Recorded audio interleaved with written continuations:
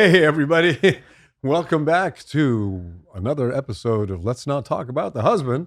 And I'm not talking with my wife today. I am talking today to the illustrious, the one and only Danny Santos of astrological and shamanistic fame and all the things that you are up to in your life. And that's why you're here. I'm going to find out what you are up to because I have to be totally honest and I have to just say that astrology is not my thing, but maybe you can convince me that it's my thing.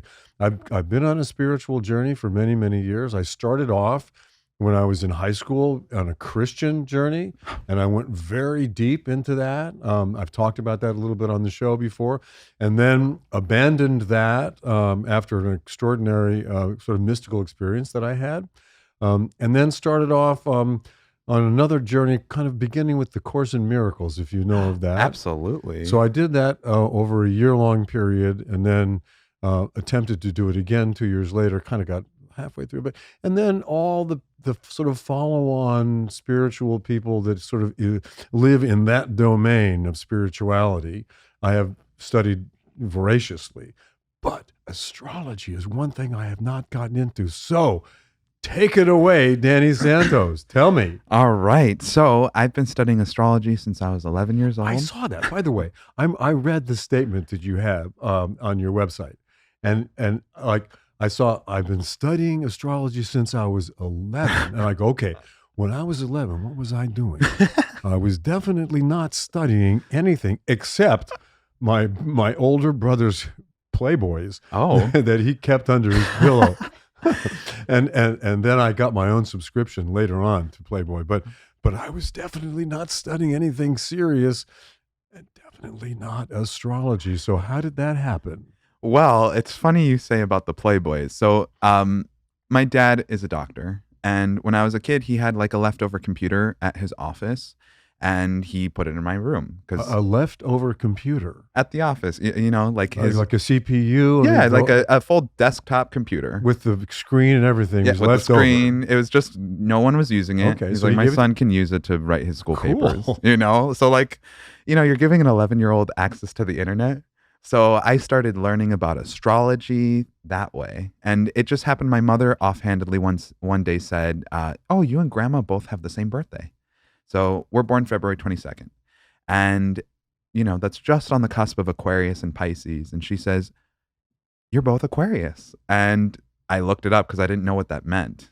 And my parents aren't into astrology at all. So it's funny that my mom would say something like that. And it turns out I'm a Pisces.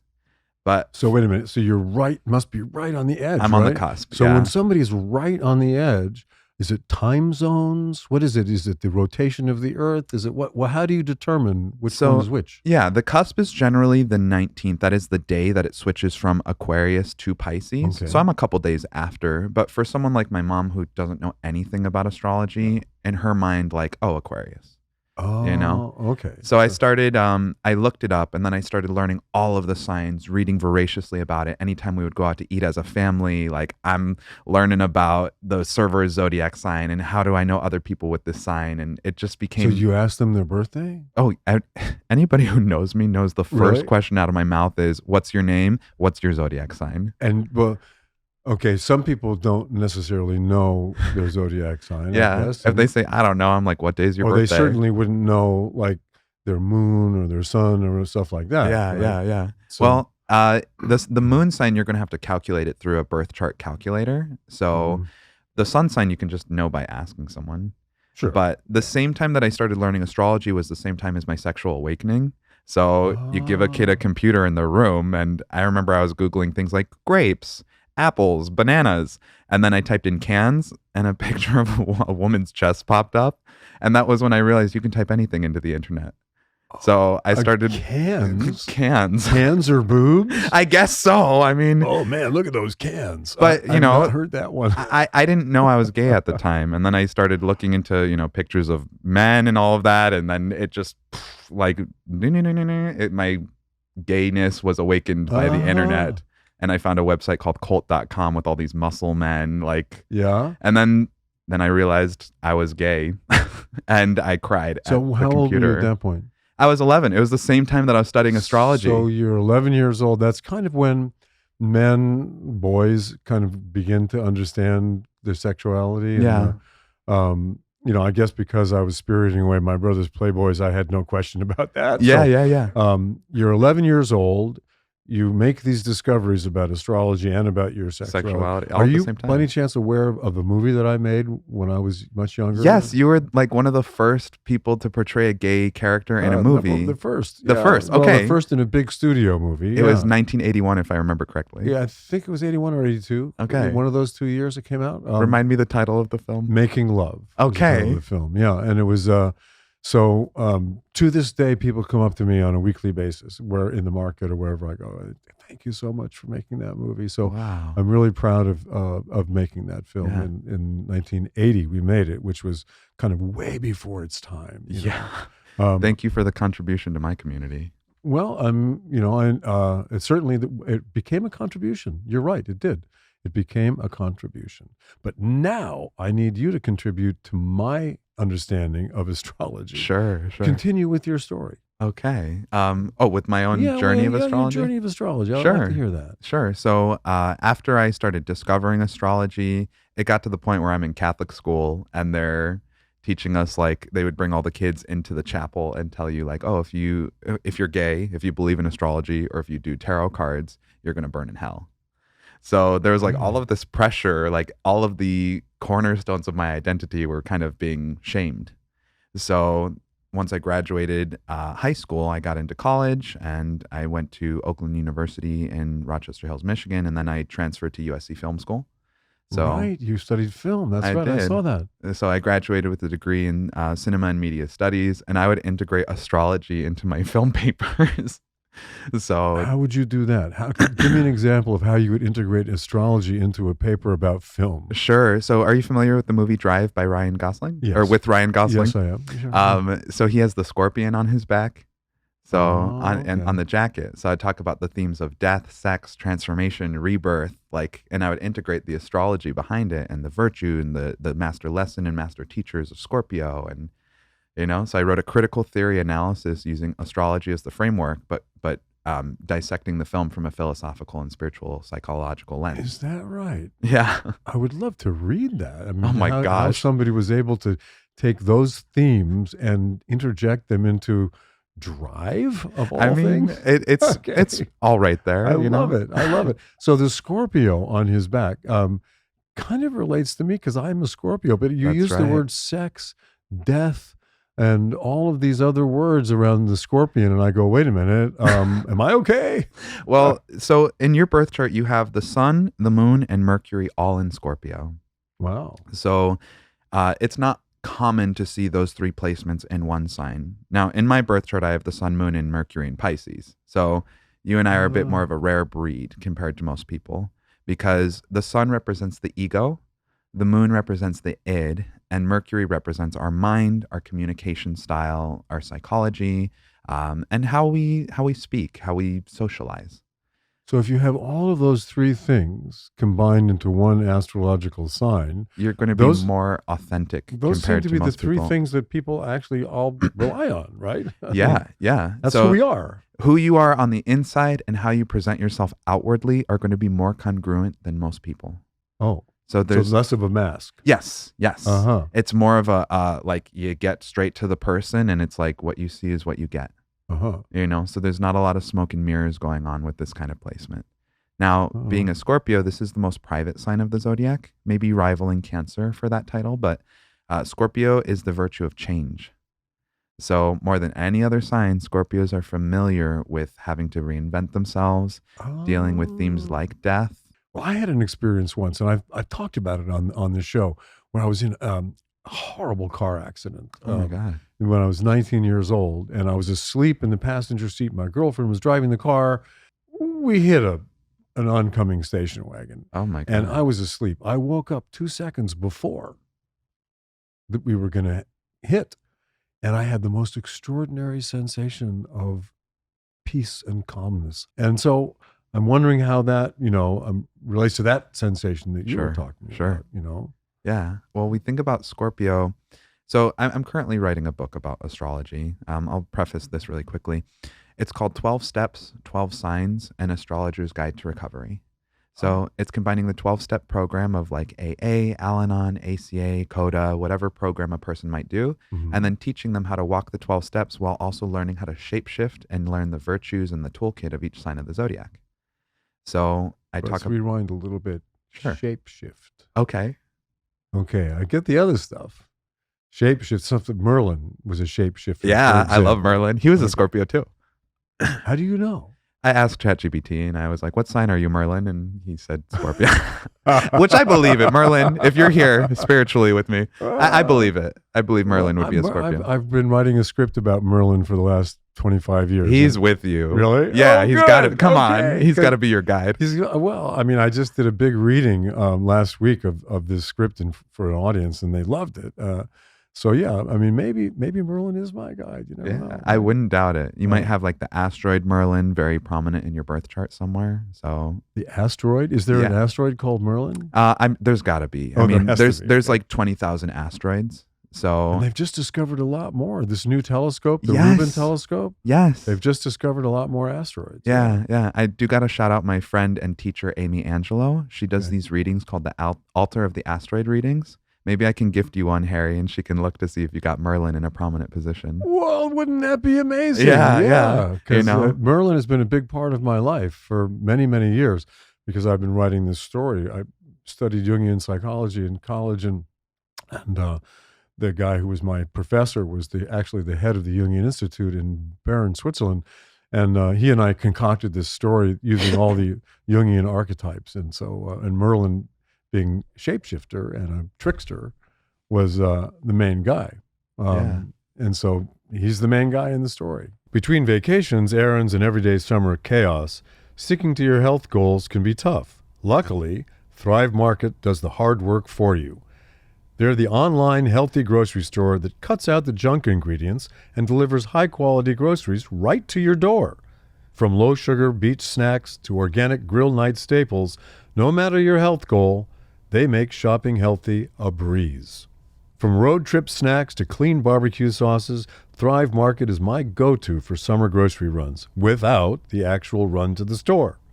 I'm talking Primal Kitchen, Siete, Who, and even clean wine. All delivered, and all without the fancy store price tag. Whether I'm shopping for gluten-free buns, seed oil-free chips, or low-sugar treats, Thrive Market's filters make it simple. I just set my preferences, and the clean options come right to my doorstep. And by the way, we love Thrive so much that we've decided to submit our sauces from the Open Food Company, Harry's Famous Sauces, to Thrive Market. So hopefully they'll be on the shelves before you know it. Thank you, Thrive. Stock up smart this summer with Thrive Market. Go to thrivemarket.com/husband to get 30% off your first order, plus a free $60 gift just for signing up. That's thrivemarket.com/husband. thrivemarket.com/husband. That's thrivemarket.com/husband. This show is sponsored by Liquid IV. Okay, it's summertime and it's hot, hot, hot. What do? When all of a sudden that summertime heat gets you down and you feel like just taking a nap or just kind of going to bed? Well, there is something you can do. Fill your body with electrolytes using Liquid IV. Just pour 1 stick of Liquid IV into 16 ounces of water and you get yourself a whole new afternoon. Yep, no matter how hot your summer gets, Liquid IV can keep you hydrated for the adventures ahead. Did you know Liquid IV has 3 times the electrolytes of the leading sports drink, plus 8 vitamins and nutrients in 1 single stick? This is scientifically formulated to help replenish electrolytes and fluids lost from sweat or exercise. On those really hot summer days, you really need some Liquid IV. Liquid IV gives you 100% daily value of 4 essential B vitamins, B3, B5, B6, and B12. And it's an excellent source of vitamin C. I mean, come on, this is on-the-go hydration. Just 1 stick and 16 ounces of water hydrates better than water alone. And you know, I love the Arctic raspberry flavor that they're coming out with. I throw a few sticks in my bag whenever I'm traveling. I just throw a few in there, and if I get to the airport and I need to hydrate, throw that in a glass of water, and boom, I feel great. Squeeze the most out of your summer with Liquid IV. Tear, pour, live more. Go to liquidiv.com and get 20% off your first order with code RINA at checkout. That's 20% off your first order with the code RINA at liquidiv.com. So I just wanted to go back to shape shifting. So how can we shapeshift? How can you teach us to shapeshift? Yeah, well, that's what my 12-step program is about. So I'm looking to create a more neutral version of the 12 steps. So rather than saying we admitted that we were powerful over alcoholism, I want to change it to be like we admitted we were powerless over addiction and dysfunction. Because it's not always alcoholism that someone's suffering with. And if we can create I started a faith-based organization, Santos and the Crystal Visions, and I'm hoping to create a way that people can come together universally, regardless of religion, ethnicity, sexuality, gender, and to learn the tenets of astrology as their life coaching tools of life. So the point is, as you learn each step, the goal is to make it so that step 1 is 1 month long. Step 2 is 1 month long. And you're going to learn the tools, the virtues, the lessons of each sign of the zodiac so that you know, all right, it's Virgo season. I got to shapeshift into my Virgo, or I got to, Mercury's retrograding in Leo. So I'm going to have to review my Leo virtue and my 5th step. Wow. So starting with, what month would be the starting point? Or is it your own? Aries. Aries? It's the first sign of the zodiac. It's the beginning of the lunar new year. Okay, so you start with, so in the month of Aries, I being a Scorpio, I would want to find a way to shape shift into more of an Aries for that month. Is that how that works? Well, it's just note that the sun is going to shine a light on a certain part over someone's birth chart because the sun is, the Helios, the god of light. So energy, I mean, without the energy of the sun or the stars, the fusion energy of the universe, we would not exist. So, exactly. So in your birth chart, Aries rules your 8th house. So it's going to shine a light over 8th house themes for you. How many houses do I have? Everybody has 12 houses. Okay. So there's 12 houses in each birth chart. There's approximately, I think it's like 9 or 10 significant planets that go into each chart, planets or placements. There's a career sign, there's a rising sign, there's a romantic love and partnership sign, there's a personal life sign. Wow. Okay, so if you know I've how heard to about the rising sign. Yeah. And I've heard about the moon sign. Your moon is in such, and you've got such and such a rising sign. Yeah. But I didn't know about these other planets. Do they have an equivalent effect? Absolutely. As the rising sign, for example? Yeah. So what I'm describing right now would be the angles. So the ascendant or the rising sign is opposite the descendant. So the ascendant is you, it's your mouthpiece or entry point into the world. The descendant is who you naturally partner with, whether that's romantically, professionally, business partners, or business ventures. All of the above. So whomever we're having the pleasure with, for whatever reason, they also are determined by or somehow enhanced by the effect of these other planets? Yes, because you're a Virgo rising in your birth chart. So Scorpio sun, Scorpio moon, Virgo rising. So the sun sign is like what you are. The moon sign is what's going on the inside. The rising sign is how you're packaged. So if I'm both Scorpio for moon and sun, then that's kind of a lot of Scorpio. That's a lot of death and sex and stuff. Yes, right? it is. Okay, so tell me, am I going to be okay? Well, if the virtue of Scorpios change, we can think that in my book, I've submitted a proposal for my 12 steps, 12 signs. I'm waiting to hear back. But I'm creating these flow charts to show like, okay, here's the sign, here's the step. If you want to ascend to the higher virtue, you got to do this. If you want to descend, you got to do this. And who would want to descend? Well, nobody wants to descend, but in order to learn, the lowest part of the chart is the master teacher. So we're going to be schooled or taught by this lowest vibration in order to get to the master lesson. So a little bit like, I think it was one of the great existentialists, could have been Kierkegaard, who said, life begins on the far side of despair. Oh, yes. So, and despair is the lowest vibration of Cancer. That's, the idea being that, when we have trauma in our life, when we hit our bottom, whatever, that's when we begin to actually learn to be human. Yes. And it certainly has happened to me in my life. I had moments, and some very, very, very deep moments of pain, emotional pain, which drove me to the Course in Miracles and to have that spiritual awakening. Yeah. So for those of you who haven't had that yet, it's coming. And when it does come, it's going to feel really painful. But on the other side of that, that could be the greatest gift you've ever gotten in your life. Just saying. Amen. Bottoming out can be it's the turning point of someone's life, and it's Yeah. oftentimes a Scorpio moment.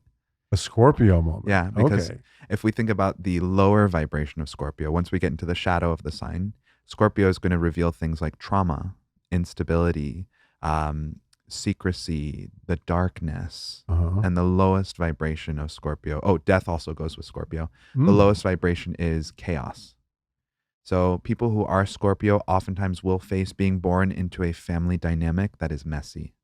They have done nothing wrong. It's just simply that through generational inheritances, ancestral lineage, the trauma of the family, Scorpios are the garbage men of the zodiac. So they're ruled by the sacral chakra and the root chakra. This is where the elimination systems of the body lie. So when we think about this sign, they're coming to clean something up. So a Scorpio is going to be assigned to the most chaotic, the most traumatic, the most clogged ancestral lineage, and they're here to create change. So if I was born into a dysfunctional family as a Scorpio, as a double Scorpio, Yeah, well, triple because you got Mercury there too. well, it's a triple whatever I am. Was I born into that family because that was what I needed to learn? I needed to learn how to cope with that. In other words, I was given to this family by the universe, which said, okay, here, you're going to be raised by these people. These people are going to have these issues. You're going to have to learn how to deal with these issues because you're going to raise your own family, and you don't want to take those same issues into the future. Yeah, So is that what's going on there? Well, to have 3 planets in Scorpio like that, you're certainly here. Like the sun represents the ego and the relationship to the father.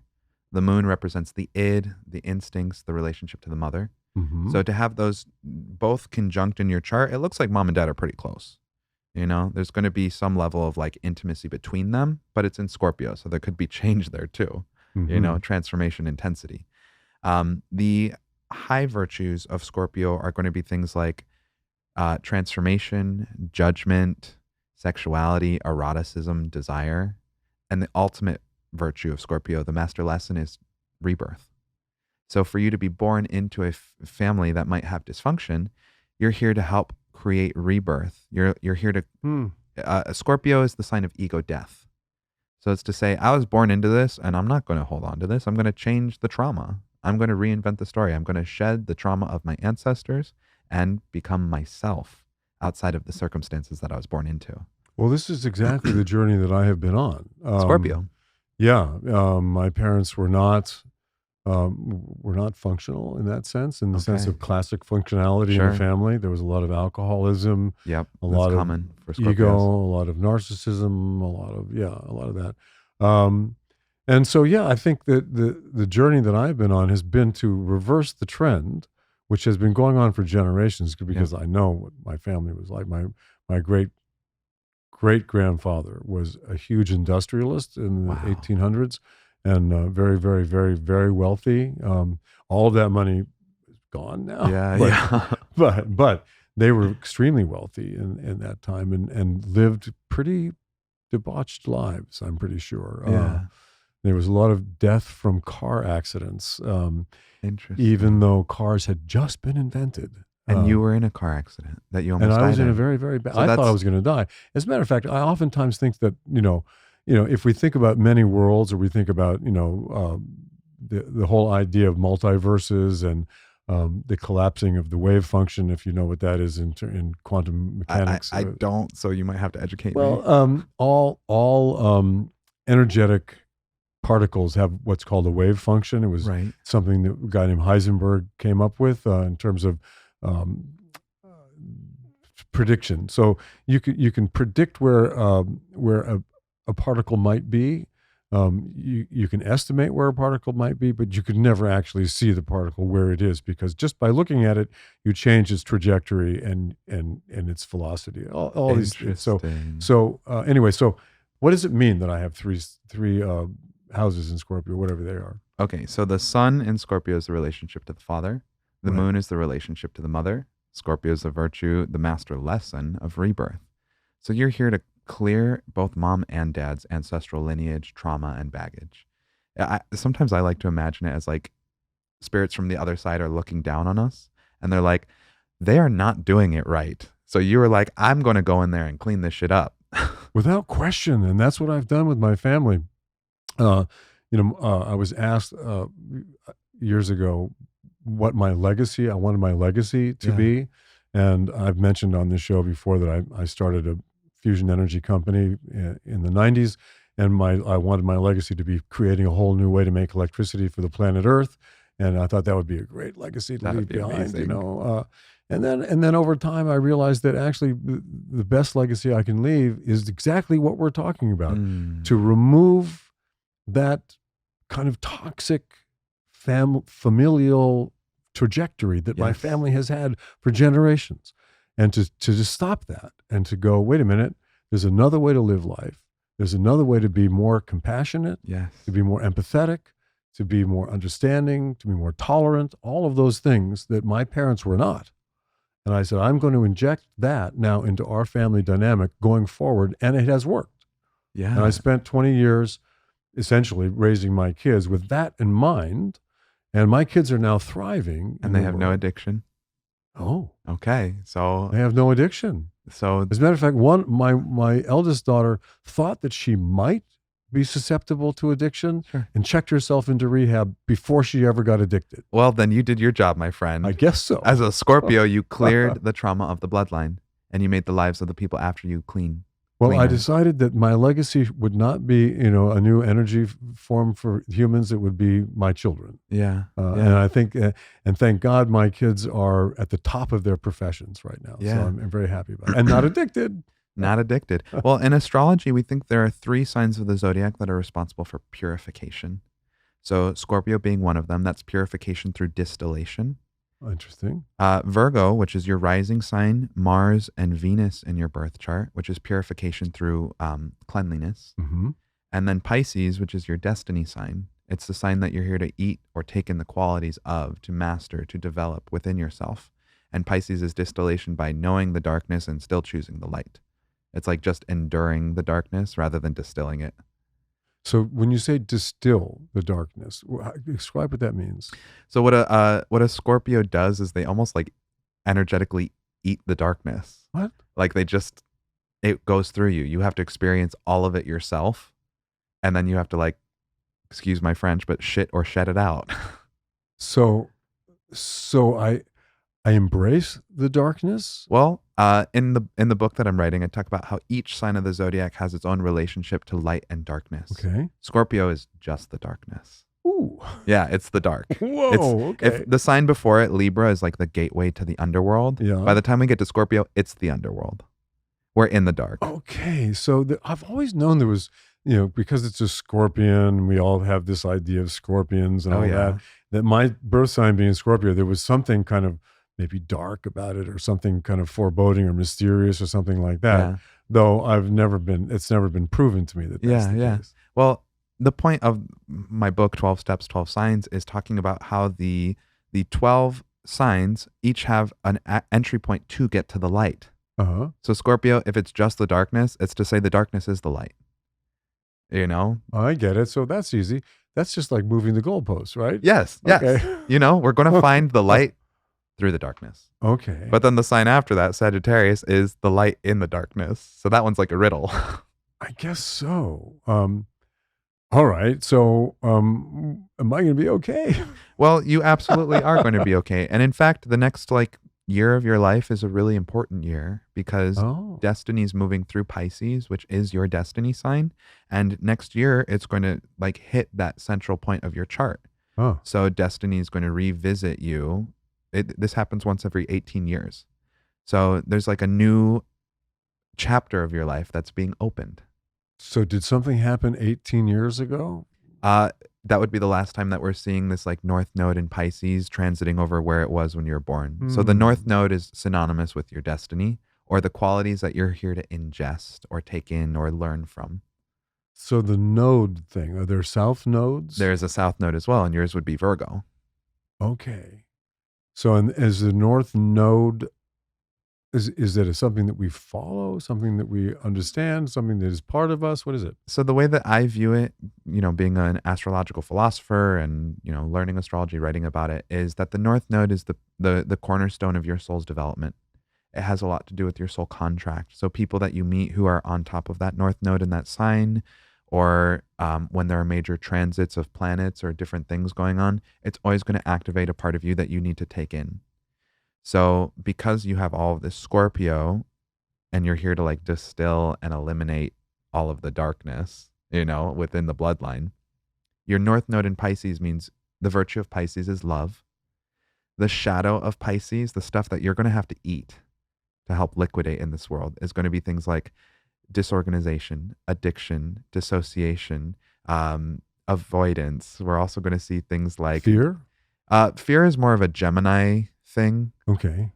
Which you do have Gemini as your career sign, so you might know a little bit about fear there, but you know more about peace in your work and media and communication, and Well, that makes sense. Yeah, because you got a Gemini career placement, so it's someone who's typically in front of the camera or doing multiple jobs or this kind of stuff. But the Pisces stuff, the dissociation, the neglect, the lowest vibration of Pisces is neglect.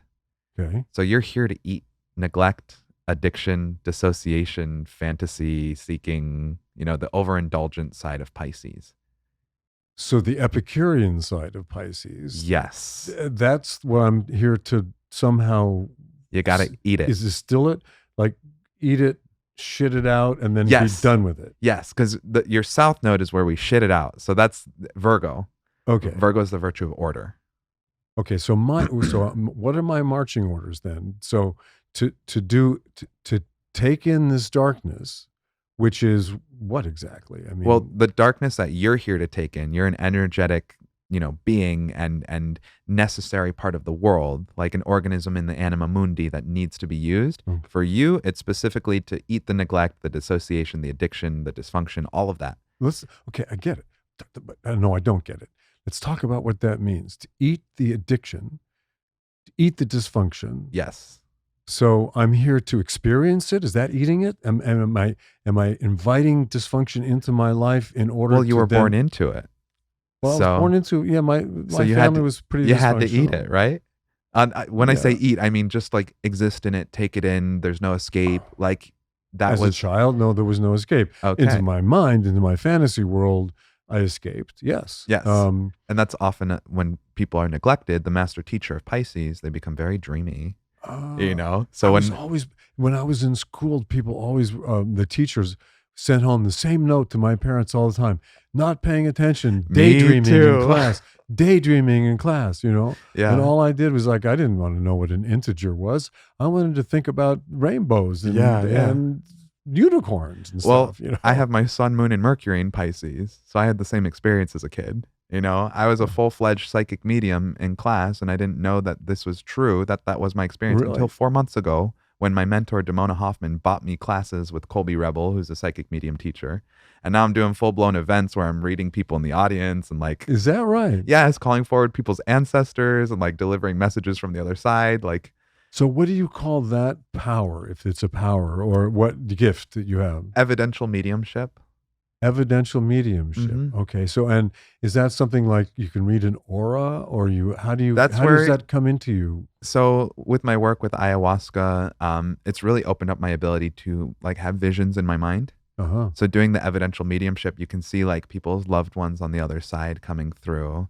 And then you begin having a nonverbal conversation with them. And then they're going to give you pieces of evidence in order to make sure that you're validating for the person you're reading for, that it is in fact your loved one on the other side. They are with you. They're delivering a message. They're watching over your life.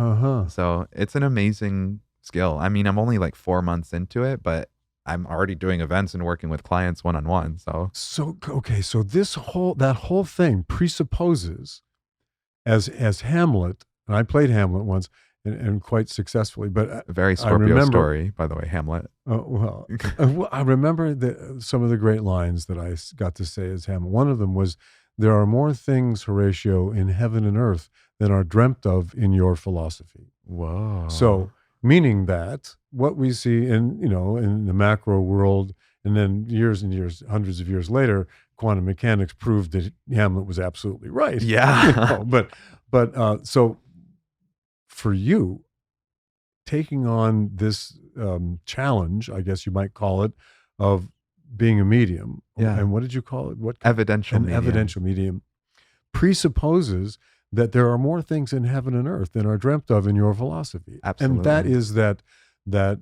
soul, spirit continues Yeah. in some realm that is unseen to us Yes. at a frequency that we can't see given our natural frequency, Yeah. unless you have the gift that you have of being an evidentiary medium, Yeah. which I don't have that gift. Well, or maybe I do you have might it be and able I to could do it develop it. if you trained it. If I trained, I Yeah. don't know. I mean, I have learned over time as a performer that there are things that I never thought I could do that I ended up being able to do Yeah. by practicing enough. So Yeah. maybe that's possible. Yeah. So how does it feel to be an evidentiary medium? Oh my God, it's really cool. And I got to tell you, my parents are both Virgos, Uh-huh. which is the opposite sign of Pisces. So they're both medical doctors. They're both practical, logical people. I showed them my showcase from my class that I did recently, where I like knocked it out of the park. I did a really good job pulling forward this woman's very conservative mother and like delivering a message that her mother approved of her polyamorous relationship. And like, it was like a 10 out of 10. I did a good job. Oh, really? Okay. And my dad was like, I don't believe in this. Really? So, it's interesting. Like you're born into the family that you're going to experience the most growth from. So Mhm. me as their son, like, they're not very magical people. They're more muggles and doctors. And then I'm over here like the astrologer, ayahuasca shaman, medium, all of that Well, kind of good stuff. for you for Yeah. breaking that mold. My parents were were pragmatic. My father was a rocket scientist. Oh my He built God. that rocket there. No way. The Saturn V was his How rocket. cool. That was the one that went to the moon. So, but he's, he was a total pragmatist and not a philosopher in any way, and an alcoholic, and Yeah. all of the things that you don't want to be in life. But he was a brilliant rocket scientist. Yeah. So, yeah. but yeah, I had to figure out how to, have great pride in the fact that my father was a kind of a genius, Yeah. and at the same time know that the way he lived his life was completely wrong. Well, right? I just think that the universe purposely puts the personalities that like are the most different together in family Huh. because you're going to learn the most. So what my parents are learning is full acceptance of someone who has a completely different walk of life. And what I'm learning is like you don't necessarily need to get the approval of your parents to live your life purpose. Right. And then- Were your parents accepting of your sexuality too? When you, That took some time for Did them to it? come around to. There's so many parts of my identity that I think for them, Catholic, conservative, Cuban parents. I'm first generation Cuban American. Cuban Catholic. Are you kidding me? I mean, yeah. Okay. You had an uphill battle with them, Yeah. didn't you? I'm here for it though. Okay. Like I love my parents too. Like we're on amazing. Like I love them dearly. Well, I'm so glad that worked out, because I have a friend of mine who works on the show I do in New Orleans. I do this show for AMC called Mayfair Witches. And there's a guy on the crew who lives in Shreveport who, when he came out, his parents ostracized him. His Wow. entire community ostracized him. He Oh my cannot God. even go back to Shreveport, Louisiana, because if he's seen there, he's like, people like throw rocks at him Yeah. because he's gay. Because he's gay. Yeah. Whereas my parents are, like fully embrace me. They've met my past relationships. Like Oh, good, I good, love good. my parents beyond. good. Like they've given me everything, and they paid for me to go to USC film school. So Oh, excellent. know, okay, like- there you go. So they might not believe in evidential mediumship, but they're on board with the ayahuasca and the astrology and the. They're on board with the ayahuasca. Yeah, okay. yeah. I mean, they won't do it, but I've not done ayahuasca. I have a lot of friends who have done it. And one of them said that they did the whole 9 yards. They stopped drinking. They stopped eating meat. They were vegan. They did I've whatever. done all that before, whatever too. you do leading up to it, yeah. and did it with a couple of people, and felt nothing. Whoa. Yes, They call that the nada. the nada. The nada. Why would that happen? So Because the people he was with felt everything. Yeah. They all had the same dose. They all went through the same ritual. were they awake and nothing happened to them? Well, they had, the other people had like vomit and bowel movements and stuff like that. He said he only, as my friend said, he only had vomited, but hours afterwards. But Interesting. didn't have anything and felt no. Probably needed to do it a couple more times. Oh, really? Because there could have been something in the gut, that like the lining of the gut and the microbiome that was being pulled out. Because if you've got like too much grease, or I don't know the exact specifics on why the gut can prevent it happening, Uh-huh. but it can. That's why you got to clean out so much beforehand. And it sounds So- like they did, but Have you done LSD as well? I did do LSD once. I was, oh my gosh, 20, and it was a really horrible experience. Oh, I had oh, PTSD for 9 months oh, I'm afterwards. sorry to Yeah, hear yeah, that. it was really rough. And I had to like go to therapy, and I did Bikram yoga, like 60-day challenge. I had to like sweat it out of me. Really? Oh yeah, it was I don't really recommend LSD. I think like something like Huh. mushrooms or ayahuasca because it's more natural or synthetic. I would like to try ayahuasca someday. And like I said, I've got a lot of friends who've done it. I did take LSD um, inadvertently when Wow. I was an odd story where a Hell's Angel uh, basically he said, "Open your mouth," and he threw a pill in my mouth. Oh And, my God. and it's just that's a story. I've told the story here on the show. If Yeah, people have yeah. listened to it, they've heard it before. But I remember it was a fantastic experience. I Yeah. mean, it was. I highly recommend it because Yeah, of yeah. my experience. Look, But, all I can say is the people I was with when I did it with probably weren't in the best mind frame, and I'm a very porous and sensitive individual. yeah, you And don't this is want that. before any of my shaman training, any of my education about demons and demonology and all that. And Yeah. it's like the demon that was in that guy jumped into me, and I stuck with it for 9 months. So I had to learn, to get it off. So sorry about that Yeah. because it does open the doors of perception for Mhm. some people, and it Yeah. certainly did for me. And I always wished that if I had just gotten my brother to take it, and which he wouldn't do. He was very conservative, Yeah. and he would not take it, and he died. An alcoholic, bereft of everything, and he died with nothing. Yeah. If he had just taken acid when he was a kid, Could have opened him up. his life would have been, I believe, had gone in an entirely different direction. But then Yeah. again, maybe it just had that effect for me, sort of turned me on to a whole new way of looking at the world, as I'm sure ayahuasca does for Oh, yeah. for people who take ayahuasca and do it the right way, and Yeah. without doing it recreationally. I suppose some people do ayahuasca recreationally, but Yeah, really I not. wouldn't recommend that. no, right? I mean, It's like a very serious religious ceremony or Yeah. spiritual ceremony if you don't want to use the word religious. yeah. I like the distinction between spiritual and religious Yeah, myself. yeah. I mean, my faith-based organization, I call it more of a spiritual entity Uh-huh. because religion just has a very strange connotation. It does. Strange and dangerous Yeah, connotation, it's, and people die. yeah. Blood is spilled. I mean, come on. So The yeah. holy wars. Okay.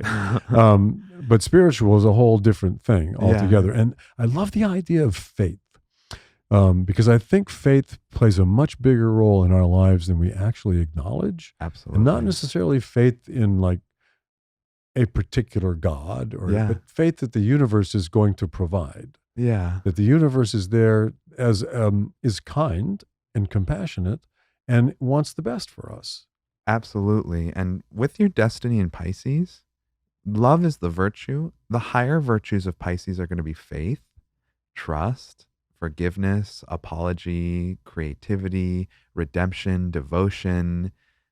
And then the highest vibration of Pisces is love again, Mm-hmm. which is transcendence, which is love, which is transcendent. Like there's no cap Well, on it. In my opinion, having studied what I've studied and had the experiences that I have had, I believe that there is only one thing in the universe. Yeah. There's only love. There's love is the greatest force in the And, universe. That's in my book. And I don't think there's anything else. Yeah. I mean, I think everything else you could look at and go, well, like there's evil here or this. I don't believe in evil myself. Yeah. I believe that evil acts, evil behavior is engendered by fear. Yeah. And that really the other thing on the other side of love is fear. But I also believe that fear is an illusion. So this 100%. And in my book, I talk about, these master teachers. The devil is literally the master teacher of Capricorn. That's Okay. if I mean, Pisces what does gets, that mean, the master teacher of Capricorn? so each sign, if you have something in a particular sign, you don't have any Capricorn, so you won't feel this personally necessarily, but each sign has its master teacher. Uh-huh. And these teachers are trying to get us to learn to love through a specific Right, lens. okay. That's the point. That's the point of the 12 steps. You're trying to learn how to do love through this spectrum. I see. So the devil, the devil is going to have to do with issues with the father, facing your own devil, your greatest temptation, the thing that is the hardest thing for you to get over. It's learning resilience and endurance and responsibility. The devil is just a teacher. In mythology, I believe he's also referenced as Samael. and his purpose is to tempt people out of their sin and like almost torture them through their sin so that they're forced or begging for redemption. So the word sin, though, what is sin in this context? Is this being mean? Well, being bad? What is it? Sin literally translates to miss the mark. Okay. That's like what the word actually means. To sin means you just missed the mark. So You didn't hit the bullseye. you didn't get the bullseye. Think of Sagittarius, it's the archer. Uh-huh. It's the master teacher of Sagittarius is demons. Okay. For Capricorn, it's the devil because you're dealing with the dark, you know? But Sagittarius, you're going to shoot your arrow. Sometimes you miss the mark. Okay. You always get a chance to try again. Uh-huh. You know? So in Catholicism, you definitely get a chance to try. You just have to go into that little room and Yeah. and Well, tell them what you did. And, and- they, oh, you're okay. You just say a couple things and you know. yeah, say 3 Hail Marys to our fathers, So, yeah. you know, and spill some holy water. Yeah. I've always wondered about that. I've always thought, okay, so that it really lets you off the hook pretty easy. I'm going to tell you that works. From my experience, if you just ask for the redemption, it'll happen. Yeah. And with Capricorn, if the master teacher is the devil, the master lesson is God. You know, Capricorn is the divine masculine sign of the zodiac. So it comes in 3 flavors, the lowest being the devil, the neutral being the father, like your actual dad, or relationship to fathers. Mhm. And then the highest level is the heavenly father. So I see. people born in Capricorn, you're up against that's like a harder life path when your destiny is in Wow. Capricorn.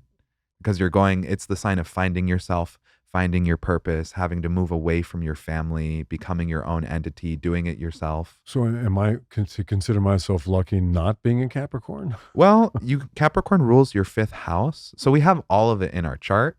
So for you, you're finding yourself through your ego, your personality, your identity. Like your ego truly crystallizes the older you get because it's Capricorn rules the ego house Okay. of your chart. Okay, so I've been trying to gently nudge my ego into the passenger seat for the last 30 or 40 It's years. not going to work. No. You're supposed to be the driver, my friend. Oh boy. Okay. All right. Then that takes a lot of pressure off. Yeah, yeah. Okay. Come on back. Yeah. Come in. Yeah, you can drive the car. Okay. Yeah, yeah. But your destiny being in Pisces, when we see people with this placement, we're going to see actors, writers, musicians, performers, creatives, Okay. you know, because Yeah. your South Node is Virgo. So you developed order and detail orientedness, having issues with control, knowing how to be masterful and detail oriented through like elegance, gracefulness, cleanliness, excellence. You got all that stuff down. Destiny wise, you're here to learn, all right, I'm going to take in the things I love. I'm going to take in creativity. I'm going to take in the arts. I'm going to take in forgiveness and redemption. That's Well, what you're here forgiveness to. and redemption were things that my parents didn't know, didn't understand. Aha. And they didn't understand compassion. And I'm not sure they understood love. I'm not sure that love was actually a part of their existence. They were more into achievement. Interesting. You Were they know? Capricorns? My father was born in April, and my mother was born in the end of January. Okay. My father was April 11th. My Okay. mother was January 29th. I don't know Okay. what those signs Father is an Aries, mother is an Aquarius. are. Uh-huh. So, I mean, somewhat compatible. Aquarius has the virtue is They non-attachment. were not compatible. I'm sorry. I'm All sorry. right. All right. They were not compatible. All right. But they loved each other. I mean, I would go to my father and say, why are you staying? She's screaming at you every night. What are you staying here for? Why don't you move on? He goes, oh, you don't understand, son. I Yeah. love your mother. Okay, well, I mean, a lot of broken plates, a lot of broken dishes, but you still love her. Okay, all right, okay. But yeah, there was not a lot of that going on. Not of Sure. compassion, love, understanding, tolerance. Which is why it's your North Node. The North Node is the thing that you're like hungry for. Uh-huh. You know, not only do you have to eat the qualities of it, but you're also like looking for it out in the world. I am. You want to touch Pisces things in this world. You want to touch creativity, spirituality, transcendence, arts, creativity. Join the fun on DraftKings Casino, ranked the #1 online casino experience. They've got everything you've ever been searching for. Thousands of exciting games, huge jackpots, exclusive offers, and more. New players get a 10-day welcome offer. 500 spins on Huff and More Puff when you play just $5 to start. Download the DraftKings Casino app, sign up with code RINA, and spin your favorite slots. The crown is yours. Gambling problem? Call 1-800-GAMBLER. In Connecticut, help is available for problem gambling. Call 888-789-7777 or visit ccpg.org. Please play responsibly. 21 plus, physically present in Connecticut, Michigan, New Jersey, Pennsylvania, West Virginia only. Void in Ontario. Eligibility restrictions apply. New customers only. Non-withdrawable casino spins issued as 50 spins per day for 10 days. Valid for feature game only and expire each day after 24 hours. See terms at casino.draftkings.com/promos. Ends 8/24/25 at 11:59 p.m. ET. Number 1, based on Eilers & Krejcik 2H24 product analysis. We choose Function because it's the only health platform that gives you access to the kind of data most people never see, and the insights to actually take action. Inside Function, you can test over 160 biomarkers, from heart and hormones to toxins, inflammation, and stress. You can also access multi-region MRI and CT scans, all tracked in one secure place over time. It's a near 360 view to see what's happening in your body. That's why top health leaders like Dr. Mark Hyman, Dr. Andrew Huberman, and Dr. Jeremy London are all behind Function Health. Function is the first health membership that gives you access to 100 plus biomarkers across the whole body. Lab visits are fast and convenient at 2,000 plus locations across the U.S. At $499 a year, that's $1.37 per day for cutting-edge health insights. And by the way, this plan could cost over $10,000 if you did it on your own. And all results are tracked over time in one secure place, so you see how your health evolves. Learn more and join using our link. The first 1,000 to sign up get a $100 credit toward their membership. Visit www.functionhealth.com/RINA or use gift code RINA100 at sign up to own your own health. That's www.functionhealth.com/RINA. Remember those days when you were a kid? You're sitting at the kitchen table, the box of cereal right in front of you, eating up that delicious, sugary cereal. Well, I mean, now you're kind of grown up and those days are gone. And that cereal, you look back and you say, what was I eating? Oh my God. So now Magic Spoon makes high protein, zero sugar cereal and treats, reinvented from your childhood. I mean, remember those days? But now you get to eat from the Magic Spoon collection of amazing cereals with no added sugar. Every serving of Magic Spoon high-protein cereal has 13 grams of protein, 0 grams of sugar, and 4 grams of net carbs. They come in nostalgic flavors like fruity, cocoa, and frosted. I mean, come on. Magic Spoon's high-protein treats are crispy, crunchy, and airy, and an easy way to get 12 grams of protein on the go. They come in mouth-watering flavors like marshmallow, chocolate, peanut butter, and dark chocolate. And by the way, both are great on the go, pre or post-workout, or as a midnight snack. And you know, I love Magic Spoon's high-protein treats. I throw a few in my bag whenever I'm traveling. Get $5 off your next order at magicspoon.com/husband, or look for Magic Spoon on Amazon or in your nearest grocery store. That's magicspoon.com/husband for $5 off. Or look for Magic Spoon on Amazon or in your nearest grocery store. So I saw in your bio that you did TM at one point too, which I've been doing since 1960. Transcendental meditation. Yeah. I've done it a little bit. I need to get a teacher. You know, well, and TM does require a teacher. You need a teacher. And I mean, you have to pay some money for it. I know. too. I haven't gotten the chance to like do it full blast, but I have a friend who taught me a little bit. You know. Well, it was part of the curriculum when I was in acting school. We had to. We were given a mantra and we had to do it. The head of this acting school was like a big TM person. And Yeah. I got it for free. I didn't have to pay for it. Wow. I know David Lynch was like super. David Lynch was huge. Yes. I did a movie about meditation, and his wife was one of the producers, I think. Of the movie. Yeah.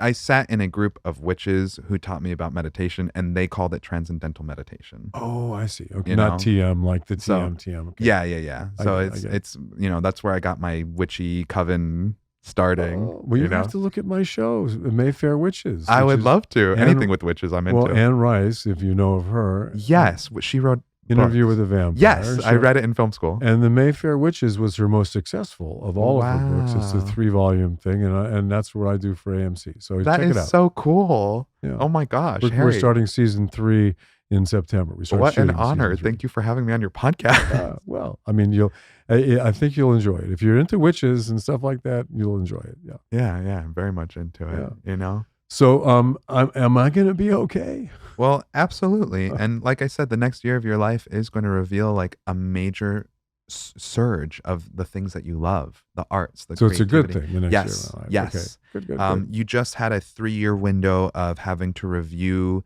neglect and really ironing out the details and like the ways in which things might have been disorganized or not in full alignment. And now you're about to hit this window where it's like, boom, baby, we're going. Well, we had a pandemic, and then we had a strike in our business. So these two things combined for a double whammy. Which, everyone who does what I do in this town is going, "What the fuck? What just happened?" And we're all trying to deal with it. Yeah. So I'm very glad to hear that the next year is going to be a little bit more kind of, maybe, I don't know how you would define it, more crystalline, more. Yeah, crystallization is a good word for it, Okay. And because it's Pisces, the virtue of love, you're going to bring more love into your life or bring more of what you love doing into your life.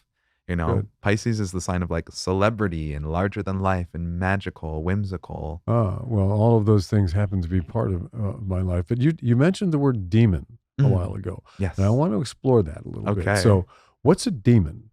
Well, a demon, I think, is an energetic vibration that is created through someone's dysfunction. And I think I have done exorcism work. I saw that. I saw that exorcism was a word that came up in your, yeah. And I'm very passionate about that work. Okay. So tell me about that. I mean, we all remember the movie, right? Yeah. That's my favorite movie. That's why I wanted to become an exorcist. So really, okay. So have you had experiences like that?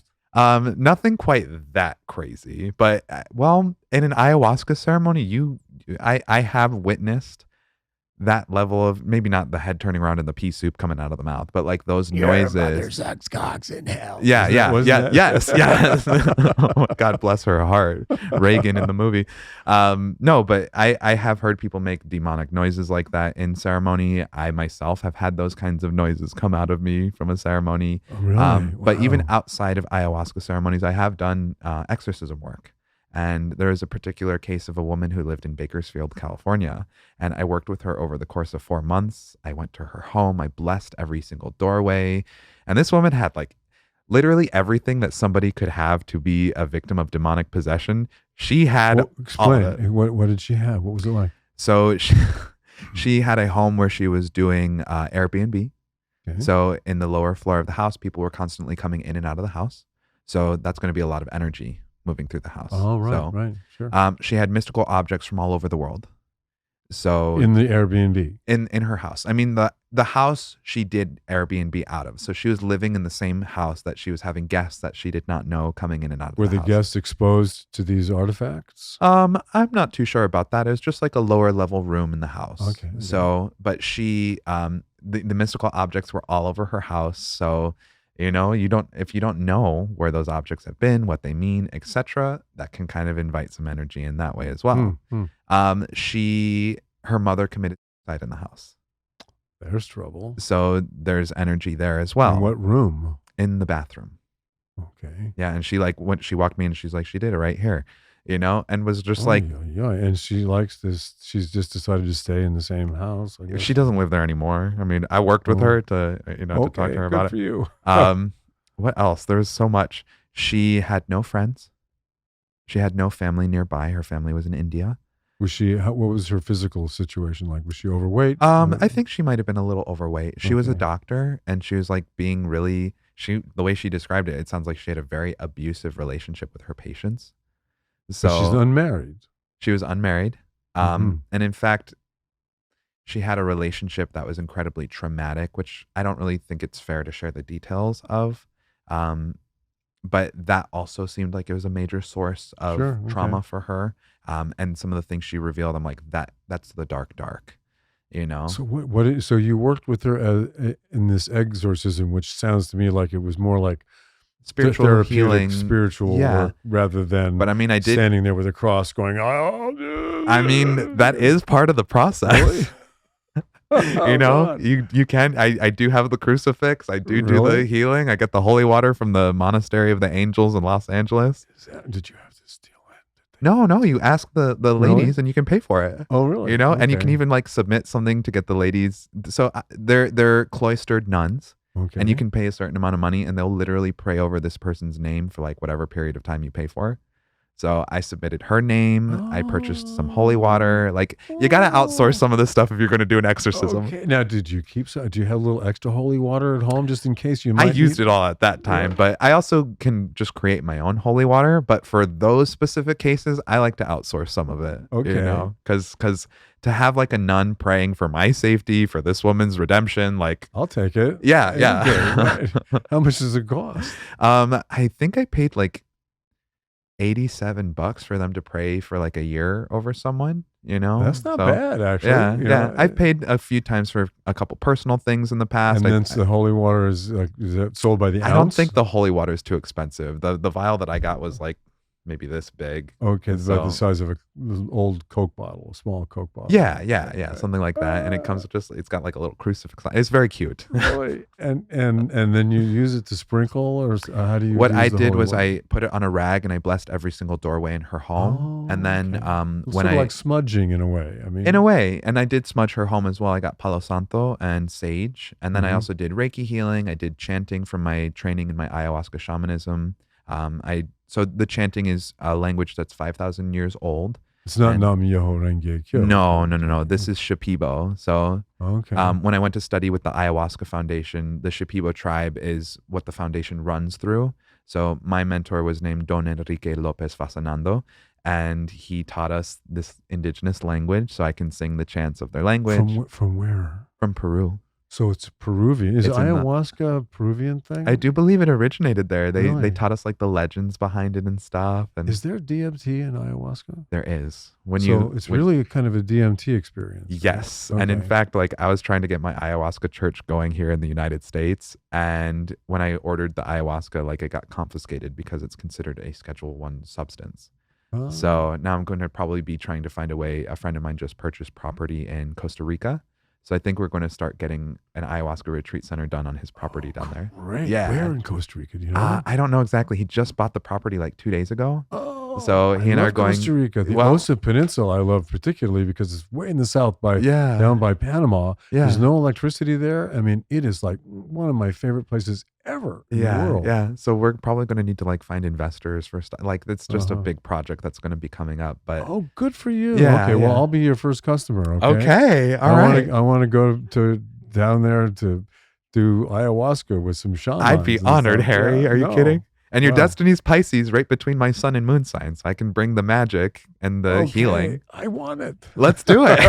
Yeah. You know? I mean, I'm serious. I remember very fondly my psychedelic experiences that I've Yeah. had because I've done also, some of the other things that people have when I was a kid, Yeah. mushrooms and stuff like that. And always very pleasant. I've never had a bad experience with any of those Yeah, things, yeah. So, Mine was just with the LSD, but again, zero training in an environment that I didn't know. Someone was supposed to be trip sitting and they left. And I get it. then Yeah. like the people that I was with, one of them was a recovering drug addict, had no therapy, no healing.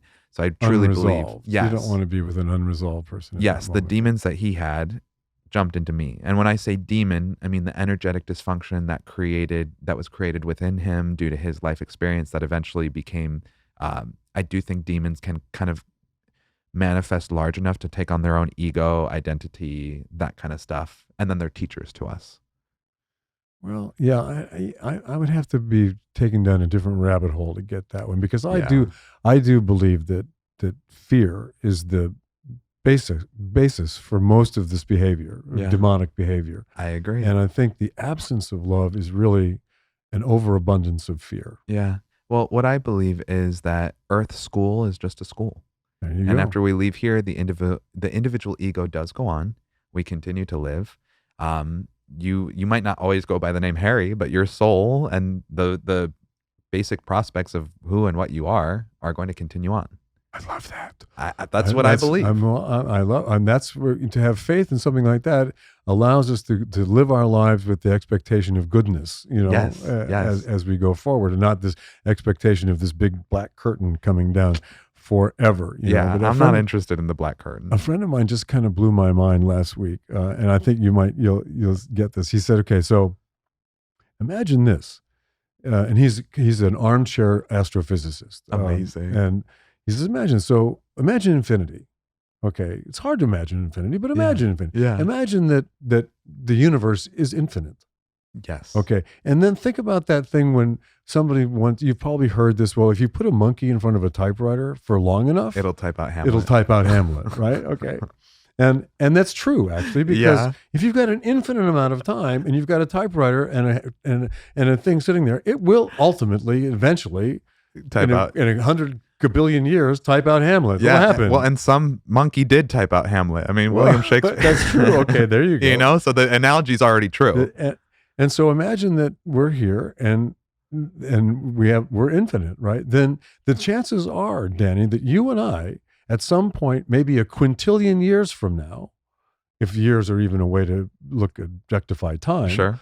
We'll be sitting here having the exact same conversation. Whoa. Having the exact same life and in the exact same situation. And it's bound to happen if the universe is infinite. Wow. And it's bound to happen also that we've done this a quintillion years ago.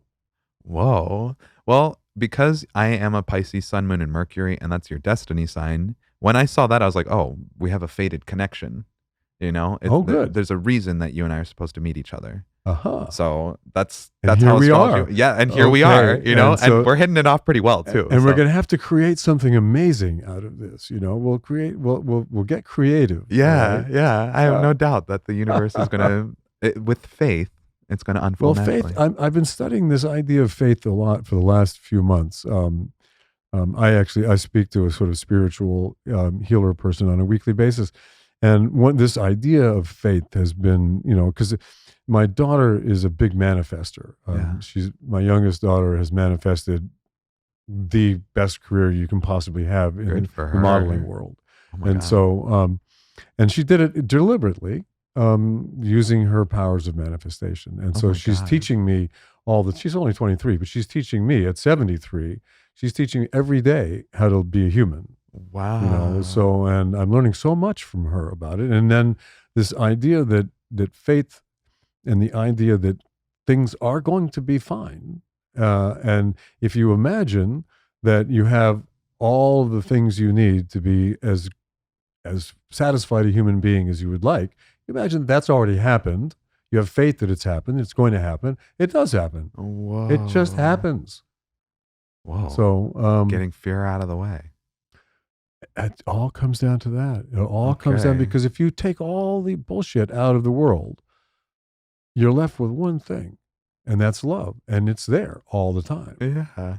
Well, I got to tell you, as a Pisces, I am a dreamer.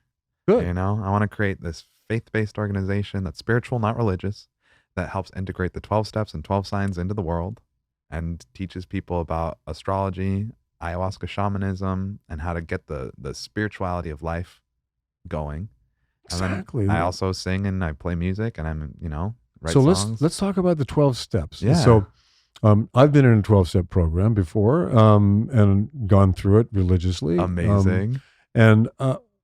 So are these 12 steps related to the 12 steps that you might find in some of the other 12-step programs? So you mean my book? In your book, the 12 steps that you're talking.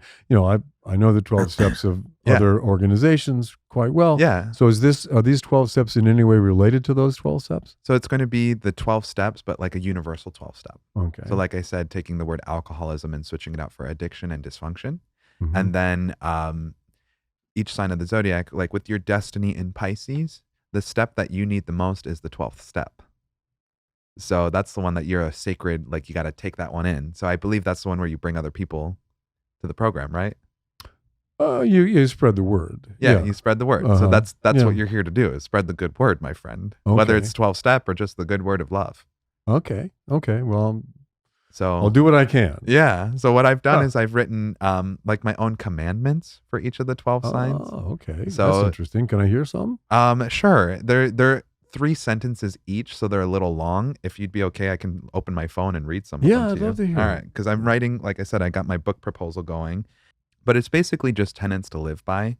And the number 12 is like a very sacred number, and Hmm. to have my own like 12, commandments that I've written myself, it gives a framework for people to kind of build off of and look into. So let me just pull this up right here. All right, so number 0 commandment is love is the greatest force in the universe. There you go. Universal. I'll buy that. And that can be applied to all of them. Mhm. So that's why it's 0. So do you want me to just go through them? Yeah, I'd love to hear 'em. All right. So Aries, you are divine. Therefore, you must always be yourself. Self-actualization is being yourself to your full potential. Okay. Love means having the courage to authentically be yourself and advocate for yourself for the sake of yourself, others, and the world. And that's Aries. That's Aries. So if someone's north node is in Aries, their lesson is to be themselves, to Okay. become courageous. The master lesson of Aries is self-actualization. The master teacher is shame. So that's what people are up against when they incarnate with a north node in Aries.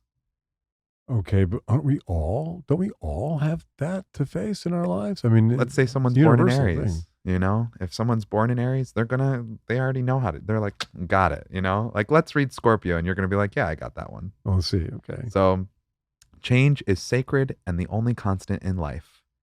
True transformation comes from embracing life's changes. Rebirth comes from mastering them. Love means knowing how to embrace change, how to transform yourself, others, and the world, and to have proper judgment to know when to let things end and when to bring them back to life.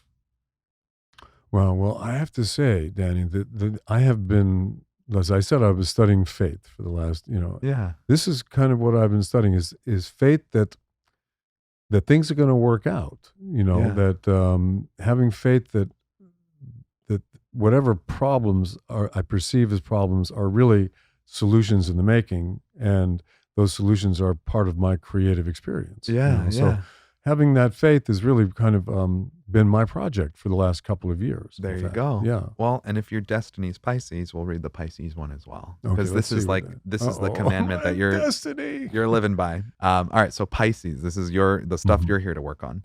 Everything in life is divine and sacred. The meaning of life is to give life meaning. Love as much as you can and learn from your mistakes, the mistakes of others, and the mistakes of the world. When you learn from your mistakes and correct them, you complete the cycle. When you do what you love with devotion, it is truly divine. I like the meaning of life is to give life meaning. Yeah. So, Lex Friedman, all right, Okay. has this amazing podcast. He talks to everybody. He always ends his podcast with the same question. Okay. What is the meaning of life? Ooh. He says this to everybody, every single person he's ever had on, and they're on the hook like, okay, what is it? And so that's kind of a big question to ask everybody. Sure. So we all come up, what is the answer to that? And you just said the meaning of life Is to give life is meaning. to give life meaning, which is a great answer to that question. And it's Yeah. also like, we are the universe because the universe evolved us.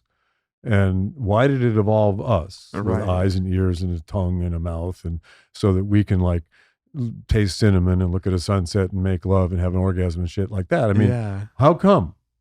Well, the universe wanted to check itself out, Explore and what's find out, there. what it's all about. And it Yeah. only could do that if it had eyes and ears and a mouth and a tongue. And so it evolved us. Yeah. So here we are on this little planet that spins around this little sun in the middle of nowhere. And why are we here? We're here to create.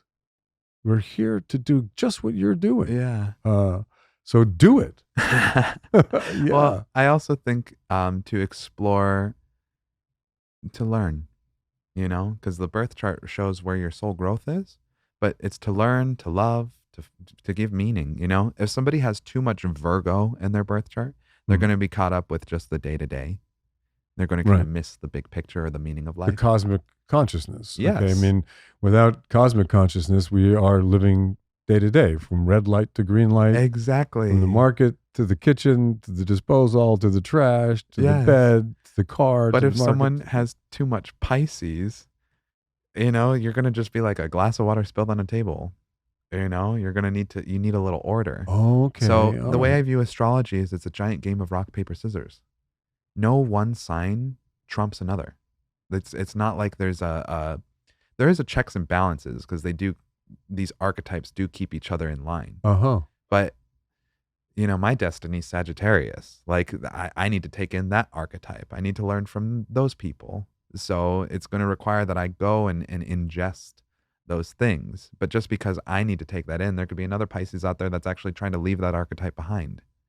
It's And what would determine the difference between the two of you? What the other planets are and how they're lining up? the North Node itself moves. Mm-hmm. So it will transit the same sign about every 18 years. It'll get to the opposite sign in 9 years. So it's a pretty slow moving thing compared to something like the sun, the moon, Mercury, some of our quicker planets. But the North Node is going to show that destiny point. So it's responsible for creating eclipses. That's what the nodes are. What? Yeah. So it's the nodes of the moon. So when the sun and the moon come over the nodes, that's when we're going to see eclipses, which we have on September 7th of this year. There's going to be an eclipse, or I believe it's the 7th. Is it a full eclipse?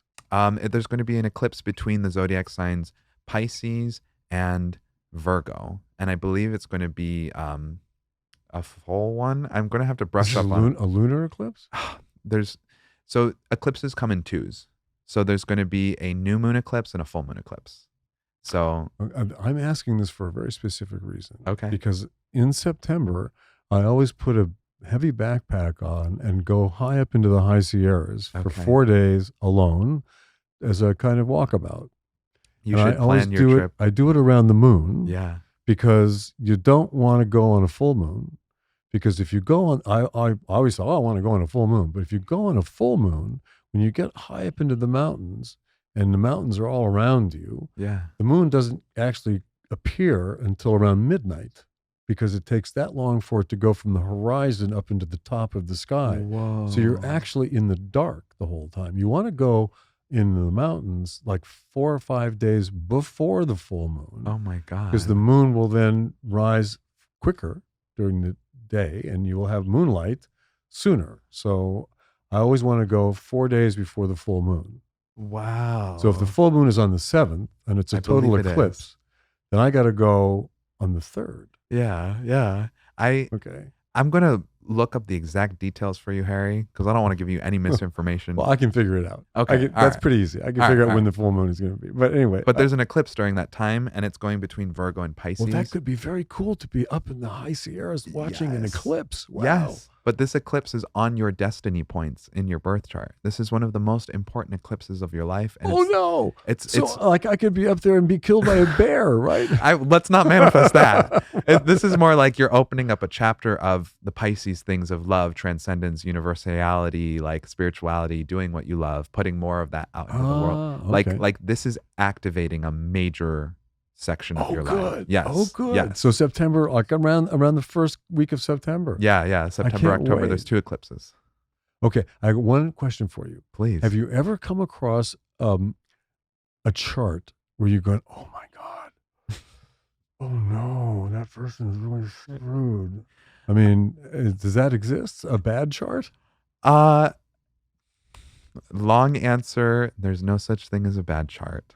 Okay. Good. All charts offer the opportunity for experience, for learning. I do believe the chart is either elected by the individual, so they choose before they incarnate to go through a series of difficult lessons, or it's elected by karma. And that karma is going to be assigned to them because of, you hear this thing of like, oh, I must have not been very good in my past life, or, I do think that's possible as well. So I think those are the 2 ways that a difficult chart can come about by an individual. And when you ask me this question, my brain goes to like 6 or 7 years ago when I read this chart for this girl who, the second I looked at it, I was like, whoa. Really? It was a whirlwind of a chart. It had really strong context to the planet Uranus and that's the planet of revolution, chaos, innovation, forward thinking, futurism, but also like destruction and transformation in a not so savory way. Oh. And it was aspecting so much in her chart, and she had been divorced 3 times. She had children from multiple different fathers. She was struggling with poverty. She was having a hard time holding on to friendships. So like, Yeah, it I sounds think, to me like she needed help. yeah, her chart reflected her life. Wow. And so you ask me that question, and I'm like, well, she had it. That's probably one of the most challenging charts I've ever seen. Now, what happens when somebody has a chart like that? There must be some remedial availability in there somewhere. Yeah. Well, in my book, I talk about this. So I created an acronym called EAST. So first, you must explore your astrological birth chart because you got to know what's going on. You know, why is my life the way that it is? Then you're going to analyze it, and you're going to look at, okay, how is the chart actually reflecting my life experience, and what do I want to keep and what do I want to let go of? Mm-hmm. Then you're going to synthesize it, and you're going to say, all right, it's time to start integrating the things I want and also integrating the things I don't You want. got to pay a lot of attention to do that, right? Yes. Well, that's what my program and my healing work is all about, you know? And then the last part is to transcend it, to say, I actually don't want these negative qualities anymore, and I'm just going to take the good. Because the more difficult the birth chart, the stronger the gift. Wow. The more challenging the astrological aspect, you're like being given a more powerful, if you can learn to master that mechanical bowl of a chart and like stay on the ride and like do everything right, then you're being given a more powerful gift. But somebody's got to lead you through this, right? Yeah. And Well, that's what I'm here there for. You go. That's what you're for. Okay. Yeah. So you're the guy who's going to help take people with difficult situations in their lives, and take them through that using astrology as your guide, rather than a common 12-step program or the Bible or some other device that people use to kind of lean on for health and for healing. And okay. Great. Well, that's an amazing thing. Yeah. So are you going to open a center and do this That's also? the goal. I mean, I'm just, one person who's living a pretty modest life right now, and I live month to month as a professional healer. Well, so but I'm doing my best to just be, we talked about the anima mundi.